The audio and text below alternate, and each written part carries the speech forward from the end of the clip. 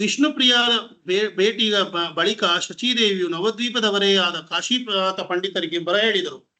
ಪಂಡಿತರ ಬಳಿ ತಮ್ಮ ಮನದ ಮಾತುಗಳನ್ನು ಹೇಳಿದರು. ನನ್ನ ಮಗನಲ್ಲಿ ಎಲ್ಲ ಒಳ್ಳೆಯ ಗುಣಗಳು ಸಚ್ಚಾರಿತ್ರ್ಯವೂ ಇವೆ. ಅವನು ರಾಜಪಂಡಿತರಿಗೆ ಎಲ್ಲ ವಿಧಗಳಲ್ಲೂ ಸೂಕ್ತ ಅಳಿಯ ಎನ್ನುವುದು ನನ್ನ ಭಾವನೆ. ಈ ಸಂಬಂಧದ ಕುರಿತು ರಾಜಪಂಡಿತರಿಗೆ ಅಭಿಪ್ರಾಯವೇನೆಂದು ಕೇಳಿ ಬನ್ನಿ ಎಂದು ವಿನಂತಿಸಿದರು.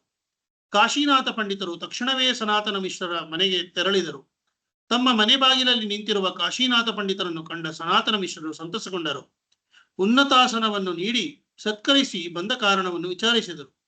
ಕಾಶೀನಾಥ ಪಂಡಿತರು ಖುಷಿಯಿಂದ, ನಿಮ್ಮ ಮಗಳು ವಿಷ್ಣುಪ್ರಿಯಾಳನ್ನು ತಮ್ಮ ಮಗನಾದ ವಿಶ್ವಂಬರನಿಗೆ ತಂದುಕೊಳ್ಳಬೇಕೆಂದು ಶಚೀದೇವಿಯವರು ಬಯಸಿದ್ದಾರೆ. ವಿಷ್ಣುಪ್ರಿಯ ಮತ್ತು ವಿಶ್ವಂಬರರದ್ದು ತುಂಬಾ ಅನುರೂಪವಾದ ಜೋಡಿ ಎನ್ನುವುದು ನನ್ನ ಭಾವನೆ ಸಹ. ಅವರ ಜೋಡಿಯು ನನಗೆ ಕೃಷ್ಣ ಮತ್ತು ರುಕ್ಮಿಣಿಯರ ಜೋಡಿಯನ್ನು ನೆನಪಿಸುತ್ತದೆ. ಈ ಸಂಬಂಧದ ಬಗ್ಗೆ ನಿಮ್ಮ ಅಭಿಪ್ರಾಯವೇನೆಂದು ದಯವಿಟ್ಟು ತಿಳಿಸಿ ಎಂದರು. ಇಷ್ಟು ಹೇಳಿ ಕಾಶೀನಾಥ ಪಂಡಿತರು ಸುಮ್ಮನಾದರು. ಸನಾತನ ಮಿಶ್ರರು ಖುಷಿಯಿಂದ ತಮ್ಮ ಪತ್ನಿ ಮತ್ತು ಹತ್ತಿರದ ಸಂಬಂಧಿಕರಲ್ಲಿ ಈ ಕುರಿತು ಚರ್ಚಿಸಿದರು. ಅವರೆಲ್ಲರೂ ಸರ್ವಾನುಮತರಿಂದ ಈ ಕುರಿತಾಗಿ ಚರ್ಚೆಯ ಅಗತ್ಯವೇನಿದೆ, ಇದೊಂದು ಅತ್ಯುತ್ಕೃಷ್ಟವಾದ ಪ್ರಸ್ತಾಪ, ಶೀಘ್ರವೇ ಮದುವೆಯ ವ್ಯವಸ್ಥೆ ಮಾಡಿ ಎಂದು ಅನುಮೋದನೆ ಕೊಟ್ಟರು. ಸನಾತನ ಮಿಶ್ರರು ಮುಂದೆ ಬಂದರು. ಕಾಶೀನಾಥ ಪಂಡಿತರ ಕೈ ಹಿಡಿದು, ವಿಶ್ವಂಬರನಿಗೆ ನನ್ನ ಮಗಳನ್ನು ಕೊಡಲು ನನ್ನ ಹೃತ್ಪೂರ್ವಕ ಒಪ್ಪಿಗೆ ಇದೆ. ಈ ಮದುವೆಯಿಂದ ನಾನು ನನ್ನ ಕುಟುಂಬದವರು ಮತ್ತು ಪೂರ್ವಜರು ಪುನೀತರಾಗುತ್ತೇವೆ. ದಯಮಾಡಿ ನೀವು ವಿಶ್ವಂಬರನ ಮನೆಗೆ ಹೋಗಿ ಶಚೀದೇವಿಯವರಿಗೆ ನನ್ನ ಒಪ್ಪಿಗೆಯನ್ನು ತಿಳಿಸಿ ಎಂದು ನುಡಿದರು. ಈ ಮಾತುಗಳಿಂದ ತೃಪ್ತರಾದ ಕಾಶೀನಾಥ ಪಂಡಿತರು ತಕ್ಷಣವೇ ಶಚೀಮಾತೆಯ ಬಳಿ ಬಂದರು. ಸನಾತನ ಮಿಶ್ರರ ಒಪ್ಪಿಗೆಯನ್ನು ತಿಳಿಸಿದರು. ಯಾವುದೇ ಅಡಚಣೆ ಇಲ್ಲದೆ ಮದುವೆಯ ಮಾತುಕತೆ ಸುಸೂತ್ರವಾಗಿ ನಡೆಯುವುದಕ್ಕೆ ಶಚೀದೇವಿಗೆ ಸಮಾಧಾನವಾಯಿತು. ಸಮಯ ವ್ಯರ್ಥ ಮಾಡದೆ ತಕ್ಷಣ ಅವರು ಮದುವೆಯ ಸಿದ್ಧತೆಯನ್ನು ಪ್ರಾರಂಭಿಸಿದರು. ವಿಶ್ವಂಬರನ ಮದುವೆಯ ಸುದ್ದಿ ತಿಳಿದಾಗ ಅವನ ವಿದ್ಯಾರ್ಥಿಗಳು ಮತ್ತು ಸಹಚರರು ಬಹಳ ಸಂತೋಷಪಟ್ಟರು.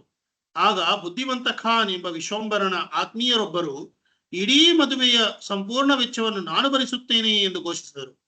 ಬುದ್ಧಿವಂತ ಖಾನರು ವಿಶ್ವಂಬರನ ಆಧ್ಯಾತ್ಮ ಚಿಂತನೆಯಿಂದ ವಿಶೇಷ ಪ್ರಭಾವಕ್ಕೊಳಗಾದ ನವದ್ವೀಪದ ಶ್ರೀಮಂತರಲ್ಲಿ ಒಬ್ಬರಾಗಿದ್ದರು. ಬಡವರಿಗೆ ಅಪಾರವಾಗಿ ದಾನ ನೀಡುವ ಪ್ರವೃತ್ತಿಯು ಅವರದ್ದಾಗಿತ್ತು. ಆ ಕಾರಣದಿಂದ ಆ ಭಾಗವನ್ನು ಆಳುತ್ತಿದ್ದ ಮುಸ್ಲಿಂ ದೊರೆಯಿಂದ ಅವರಿಗೆ ಖಾನ್ ಎಂಬ ರಾಜ ಗೌರವ ದೊರಕಿತ್ತು. ನವದ್ವೀಪದ ಇನ್ನೊಬ್ಬ ಧನಿಕರಾದ ಮುಕುಂದ ಸಂಜಯರು ಬುದ್ಧಿಮಂತ ಖಾನರನ್ನು, ಪ್ರಿಯ ಮಿತ್ರನೇ, ಎಲ್ಲಾ ಜವಾಬ್ದಾರಿಗಳನ್ನು ನೀನೇ ವಹಿಸಿಕೊಂಡರೆ ನಾವೆಲ್ಲ ಏನು ಮಾಡಬೇಕು ಎಂದು ಪ್ರಶ್ನಿಸಿದರು. ಗೆಳೆಯರೇ, ಕೇಳು ಎಂದು ಬುದ್ಧಿಮಂತ ಖಾನರು ಹೇಳಿದರು. ನಾನು ಈ ಮದುವೆಯನ್ನು ಮತ್ತೊಂದು ಬಡ ಬ್ರಾಹ್ಮಣನ ಮದುವೆಯಾಗಲು ಬಿಡುವುದಿಲ್ಲ. ನಮ್ಮ ವಿಶ್ವಂಬರನ ವಿವಾಹಕ್ಕೆ ಯಾವ ರೀತಿಯ ವ್ಯವಸ್ಥೆಗಳನ್ನು ಮಾಡುತ್ತೇನೆಂದರೆ ಅದನ್ನು ನೋಡಿದವರೆಲ್ಲರೂ ಯಾವುದೋ ರಾಜಕುಮಾರನು ಮದುವೆಯಾಗುತ್ತಿದ್ದಾನೆ ಎಂದುಕೊಳ್ಳಬೇಕು. ಒಂದು ಶುಭ ದಿನ ಶುಭಗಳಿಗೆ ಮದುವೆ ನಿಶ್ಚಯವಾಯಿತು. ಮದುವೆಯ ಹಿಂದಿನ ದಿನದ ಪ್ರಮುಖ ಸಮಾರಂಭದಾದ ಅಧಿವಾಸವು ಶುಭ ಮುಹೂರ್ತದಲ್ಲಿ ಸಂತೋಷ ಸಂಭ್ರಮಗಳ ನಡುವೆ ನಡೆಯಿತು. ಮದುವೆಯ ಸ್ಥಳವನ್ನು ಅಲಂಕಾರಿಕ ಬಟ್ಟೆಗಳು, ಬಾಳೆ ಕಂದುಗಳು ಮತ್ತು ಎಳೆಯ ಮಾವಿನ ಎಲೆಗಳ ತೋರಣಗಳಿಂದ ಸಿಂಗರಿಸಲಾಗಿತ್ತು. ವೇದಿಕೆಯ ಸುತ್ತಲೂ ರಂಗುರಂಗಿನ ರಂಗವಲ್ಲಿಗಳನ್ನು ಬಿಡಿಸಲಾಗಿತ್ತು.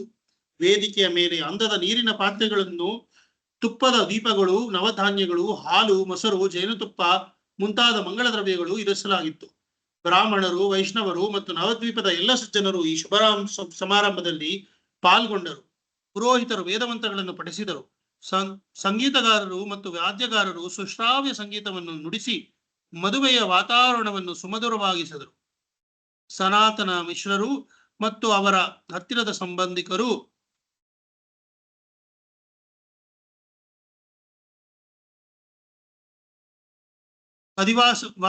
ಅಧಿವಾಸ ಸಮಾರಂಭಕ್ಕೆ ಹಾಜರಾಗಿ ಬೆಲೆಬಾಳುವ ಉಡುಗೊರೆಗಳನ್ನು ವರನಿಗೆ ನೀಡಿದರು. ಮಿಶ್ರರು ಶುಭ ಮುಹೂರ್ತದಲ್ಲಿ ಶಾಸ್ತ್ರವಿಧಿಯಂತೆ ವಿಶ್ವಂಬರನ ಹಣೆಗೆ ಚಂದನ ತಿಲಕವನ್ನಿಟ್ಟರು. ಆ ಸಮಯದಲ್ಲಿ ಗಟ್ಟಿಮೇಳವು, ಸ್ತ್ರೀಯರ ಜೈಕಾರವು ಕೇಳಿಬಂತು. ಅಧಿವಾಸ ಸಮಾರಂಭದ ಎಲ್ಲ ವಿಧಿಗಳು ಮುಗಿದ ನಂತರ ಸನಾತನ ಮಿಶ್ರರು ತಮ್ಮ ಮನೆಗೆ ಹಿಂತಿರುಗಿದರು. ಮಾರನೆಯ ದಿನ ವಿಶ್ವಂಬರನು ಮುಂಜಾನೆಯೇ ಗಂಗಾ ಸ್ನಾನ ಮಾಡಿ ವಿಷ್ಣುವನ್ನು ಪೂಜಿಸಲು ಮಂದಿರಕ್ಕೆ ತೆರಳಿದ. ಮರಳಿ ಬಂದ ತನ್ನ ನಿಕಟ ಬಂಧುಗಳ ಜೊತೆ ಕುಳಿತು ಪಿತೃಗಳಿಗೆ ಗೌರವ ಸಲ್ಲಿಸಿದ. ಸಂಗೀತಗಾರರು, ನರ್ತಕರು ಬಂದು ಸೇರಿ ತಮ್ಮ ಸಂಗೀತ ನರ್ತನಗಳಿಂದ ವಿಶ್ವಂಬರನ ಮನೆಯ ವಾತಾವರಣವನ್ನು ಶ್ರೀಮಂತಗೊಳಿಸಿದರು. ಮಧ್ಯಾಹ್ನದ ಹೊತ್ತಿಗೆ ವಿಶ್ವಂಬರನ ಮನೆಗೆ ಆಪ್ತರೂ ಬಂದು ಬಾಂಧವರು ಬರತೊಡಗಿದರು. ಬಂದವರೆಲ್ಲರೂ ಶುಚಿರುಚಿಯ ಮಧ್ಯಾಹ್ನದ ಊಟವನ್ನು ಸವಿದರು. Close. Okay, I think we will close here. ಇನ್ನ ಮುಂದಕ್ಕೆ ನೆಕ್ಸ್ಟ್ ವೀಕ್ ಮಾಡೋಣ. ಇಲ್ಲಿಗೆ